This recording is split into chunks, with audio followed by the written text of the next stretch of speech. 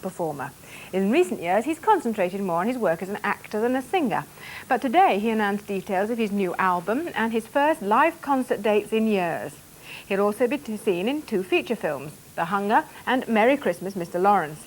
His comeback was marked by an old-fashioned, lavish showbiz reception where David Bowie gave Robin Denselows one of his rare television interviews.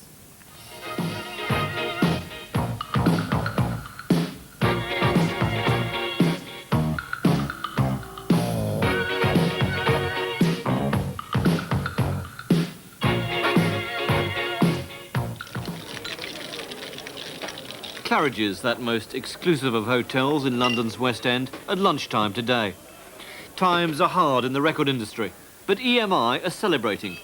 Against serious opposition, and for very serious money, they've just signed a real superstar. Ladies and gentlemen, Mr. David Bowie.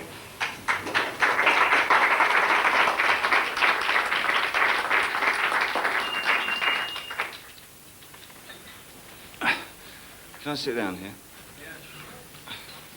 No, I can't. I'll sit here then. About 2 days ago, EMI Records phoned me up in Australia and said, would I like to take a 25-hour flight back? Come and sit in a room with 75 journalists. Over the last year, I've made a couple of movies, and I've completed an album and a single called Let's Dance.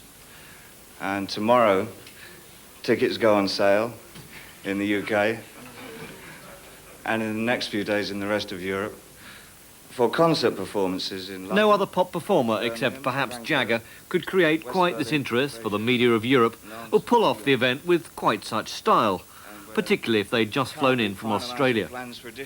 David Bowie is here merely to announce his new album, the first in 3 years, and his first live shows for 5 years. He remains the most influential pop performer to have emerged in the 70s, and not yet put a foot wrong through constant changes of musical direction and a constant emphasis on style. The first tiny hints of that came when he made his first BBC television appearance 19 years ago in 1964. He was then still David Jones and founder of the Society for the Prevention of Cruelty to Long-Haired Men. Now, exactly who's been cruel to you? Well, I think we're all fairly tolerant, but for the last 2 years we've had comments like darling and can I carry a handbag thrown at us. I think it's just had to stop now. As Bowie, he took those ideas of fashion, style and personal rebellion much further. His music has ranged from rock to black American soul to more experimental electronic dance styles, and his stage image has changed accordingly. This was his creation Ziggy Stardust, making his farewell in 1973. The new single, Let's Dance, shows Bowie changing again to New York black funk styles. It's his first release for EMI after 12 years with another record company, RCA, against whom Bowie now makes the remarkable accusation that they try to dictate his style. EMI don't give lavish receptions like this very often. They won't say how much they paid for Bowie, but rumours range from 10 million to 17 million pounds for a 5-year contract. Reportedly so, yes. I'm overwhelmed that I've... Is that anywhere near accurate? It's absolutely nowhere near accurate. Can you give us a more accurate figure? Of course not. The reason that we parted company, I think, RCA and myself, were that we weren't really recognising each other's qualities to any endearing way. So, and I had such a general burst of enthusiasm for EMI that I couldn't resist. Well, they really didn't like, RCA really didn't like your last few albums, to a point the where... and things like that? No, they really didn't like those albums at all. In fact, one of the executives once suggested that he get me another apartment in Philadelphia so I can go back to writing Young Americans and stuff, which is just not a very sort of healthy atmosphere to write and record in. But yet, ironically, that's the sort of thing you've done with your first new record for EMI. Not yes. exactly Young Americans, a Philadelphia sound, but a black yes. New York style. Yeah. Well, it's much better when nobody's actually telling me what to do. What about the new album? And the single that's out already is yeah. very much more direct, much more rhythm and blues than yes. the recent David Bowie yeah. output. Yeah, I got to a stage 2 years ago where I found that the experimenting that I was doing was eradicating a lot of the subject matter of my writing. But now I feel for the next few years I'll be concentrating on a lot more basic, earthier kind of material. More emotional songs? Yes, I think so, for me anyway. Is that because of a change in your own outlook and personality? Yeah, there's a gradual shift. I mean, when you reach mid-30s, I think that there's a period where you have to decide not to try and grasp frantically for the feelings of desperation and anger that you have when you're in your mid-20s, I think. And if you can relax into the idea that being mid-30s is quite a nice place to be with an amount of experience behind you, I think the perspective changes. How seriously do you take the business of writing pop songs? Very. I mean, I always have. I still think it's one of the most direct and can be one of the most important of the art forms.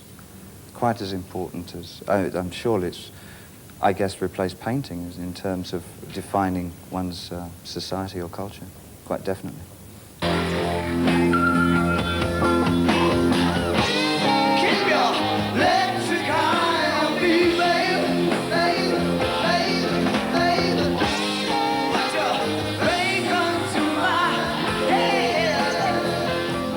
Bowie's theatrical musical style has led him naturally to theatre.